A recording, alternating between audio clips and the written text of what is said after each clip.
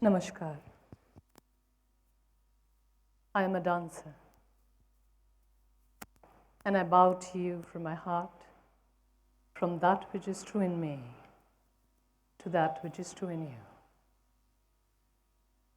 This hand gesture is called Anjali Hasta in my language of dance, and there are many such gestures for each and every part of my body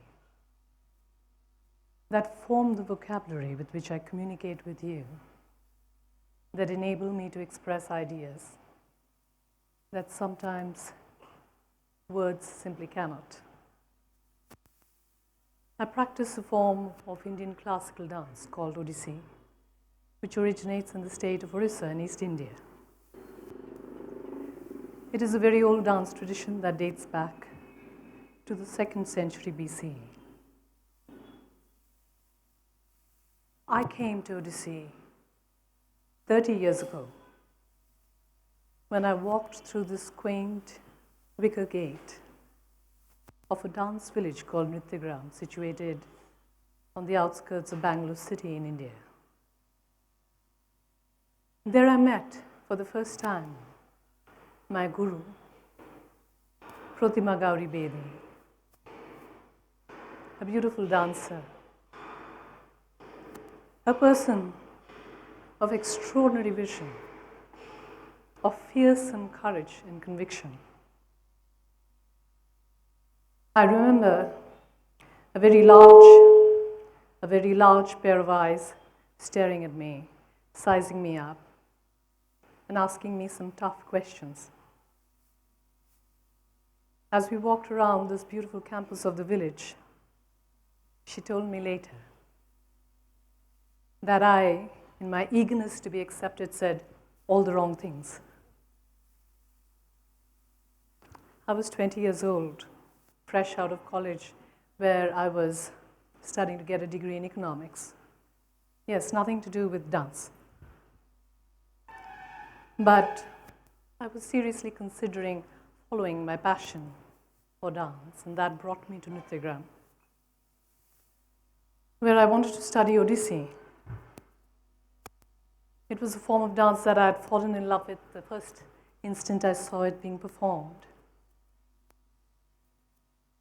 And so I came there thinking it would be fairly easy, but I had also learned another form of Indian classical dance called Bharatanatyam since the age of 6 or 7. But as it turned out, the course that was being offered in Nrityagram was for a minimum of 6 years, and it was designed for professionals. That put me in a little bit of a quandary, and I hesitated thinking, what am I going to do with this college degree? And what does this mean for my future? You have to understand that at that time, dance was not considered either a serious or an acceptable profession in India. But a friend of mine who had come with me, she put it in context and she said, Surupa, if you were going to do a serious profession like, acceptable serious profession like a doctor or a lawyer or an engineer, wouldn't it mean a minimum of 6 to 7 years? So why are you thinking so much? You want to be a serious dancer, and the body is your instrument here, and it takes that much longer to prepare. So what is 6 years? So that was that, I decided, and I went back to New Delhi to tell my parents, who, poor things, had no idea what I was planning to do. And I came right back before I could change my mind. I brought with me a small trunk of clothes, a bucket and a mug, a mosquito net, and some running shoes. It was like boot camp. They say that if you want to learn discipline, you go to Nrityagram or you go to the army. We followed a grueling schedule. 5 a.m. wake up, 5-kilometer run, 2 hours of body conditioning exercises, 5 to 6 hours of dancing, besides which we lent a hand with everything in the campus, growing food on the land, helping with the animals, in the kitchen, in the office. I had never washed so many sweaty clothes in my life, or had so many baths in cold water, slept on a hard bed, dug the earth. I used to walk around with a bottle of Iodex all the time, which is like a pain balm. My body used to pain so much, and I thought sometimes my heels were broken. But I was so consumed with learning that for the first time in my life, it was like being in love. And dance was my jealous husband, as my guru liked to say. And so I knew that despite the discomfort, I was home. Those were crucial years that formed me. At that time, I realized that intensity of focus to the exclusion of everything else. And yes, there was lots that I was probably missing out on, and blissfully so. That intensity of focus brought a consciousness to my practice, where I became deeply interested in the analysis of movement, the intent and purpose of Odissi dance, in Odissi dance.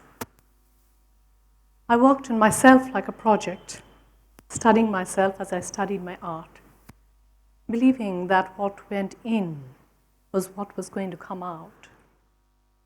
And so I was so excited to discover every detail, every nuance, every motivation of each movement. What if the smallest change in motivation can cause a gesture to be fulfilled completely differently? This is called the Karkata Hasta. I could use it to stretch into a moment of repose. I could look into the distance for a lover, longing.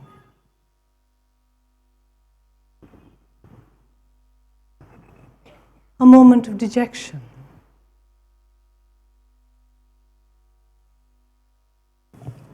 A moment of anticipation. A sigh. Maybe talking to a friend. Hiding my face in shyness. Or simply leaning against a friend. Sulking playfully. One gesture. So many meanings with different motivation.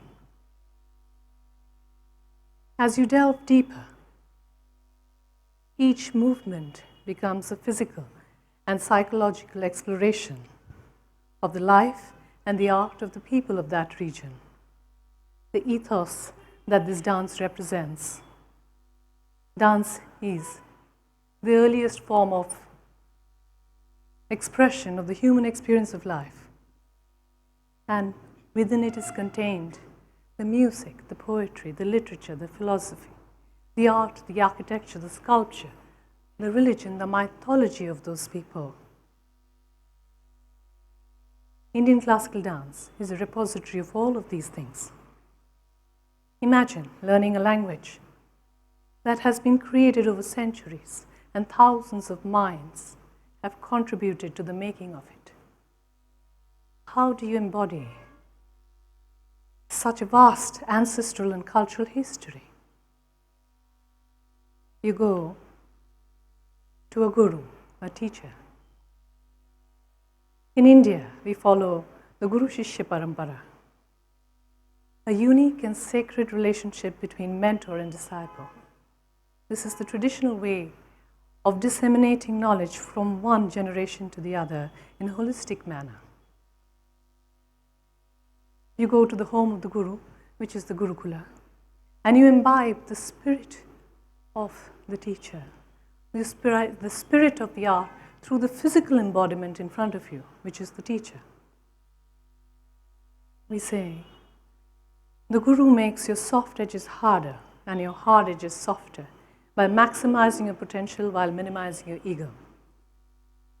I've had the good fortune to train with some of the greatest gurus of the century. A guru can teach you things that no book or lesson online can. The idea of words that create sensations. Take the word Sanskrit word lajja. Loosely translated, it may mean a sense of modesty or shyness. But it's not quite that. It is the idea of femininity indigenous to this culture. In my dance, we show a woman holding a veil. The veil has many connotations.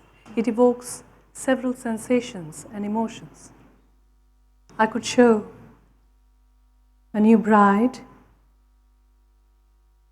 the mistress of a household, an angry lover,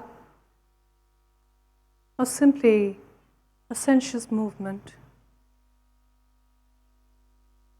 a moment of mystery, or abstract concepts like draping yourself with the night, or simply abandoning all sense of shame while abandoning the veil. So many different sensations that have to be guided through by a teacher. Odissi dance has changed so much since it started. It used to be a form of ritual worship inside the temples of Odissi. Dance and music were daily offerings to the gods. The temple dancer, she surrendered herself to her chosen deity in a bid to attain a higher state of being. At that time, perhaps, her only audience was the deity, or a priest, or a king. Today's classical dancer is a performing artist on a proscenium stage, and she walks a completely different tightrope. If she were to go on the same pilgrimage as her predecessor, she has to dance both for and on behalf of her spectators. As she communicates with her inner God, she must let the audience in on this act of communion so that they can participate not just as spectators, but as co-worshippers in this journey. This takes time to prepare and experience an understanding of the art, the purpose of the art, which is not just entertainment, but also a way to elevate yourself to a state of bliss. In my journey as a dancer and artistic director of the Nrityagram dance ensemble for several years, I have choreographed several original works and 7 full-length productions. The Nrityagram productions have made the world sit up and notice Odissi dance as a formidable form of art which can communicate with a universal audience. Many a time, from the smallest village in India to the highest proscenium stage in America, we have people come to us crying, deeply touched, unable to express themselves in words. And it touches us and moves us similarly, because it reiterates our belief that even a highly stylized and specific form of dance like Odissi can communicate with the universal audience at a human level if it is done right. This ability to communicate has also opened the doors for other classical dancers of India to the world audience. Our work with dancers from Sri Lanka has been hailed as first of its kind. and opened the possibilities of such collaborative work with our neighbors, bringing us closer in our common cultural ties. I have come a long way from being that frightened, nervous 20-year-old who said all the wrong things. I have spent the last 30 years of my life living in a community of artists, sharing my art, teaching, growing, performing, learning about dance and human relationships. It has been hard. It's one of the hardest things I've done. I say that sometimes it's like being married to a bunch of people you don't necessarily get along with. But you make it work. I have learned that when you think of the community at large, it automatically benefits the individual in so many intangible ways that may not be immediately obvious, but is happening all the time. In today's world of instantaneous individual appeasement, I feel this is really important and relevant. I lost my guru in the year 1998. She had gone on a trek to the Himalayas, where their camp was hit by a landslide and they were all buried under. It left a gaping hole in our lives and in my heart. I think she finished what she came to do. She was a dreamer, and I wanted her dream to live on, so I made it mine, because I felt it was a gift.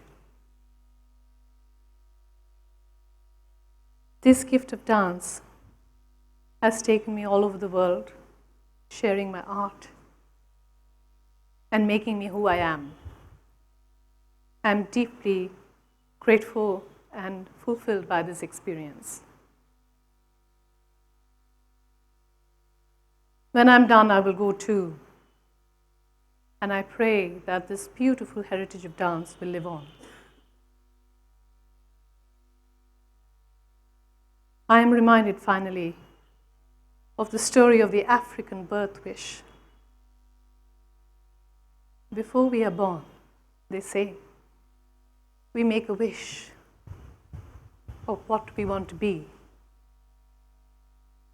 And then on arrival,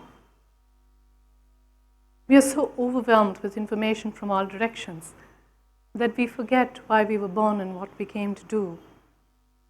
And then we spend the rest of our lives searching for it.